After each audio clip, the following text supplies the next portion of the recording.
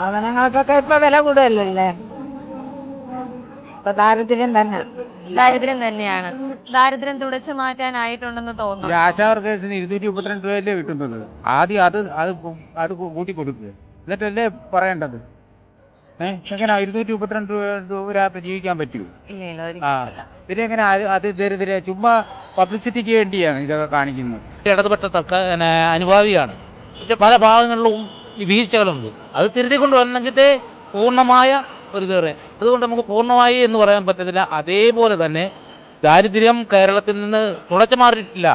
അതിന് നമ്മൾ ഇനിയും വളരെയധികം കടപ്പാടാക്കേണ്ടിയിരിക്കുകയാണ്. ദാരിദ്ര്യം പോയിട്ടില്ല. ഇത് പറ്റിക്കാൻ ഇപ്പം ശബരിമല ഇഷ്യൂ വന്ന് പറ്റിച്ചില്ലേ, പലതും പറ്റിച്ചു. പക്ഷെ അവർക്ക് ജസ്റ്റ് എഗനസ്റ്റ് ആയിട്ട് അവർക്ക് വരുന്നത്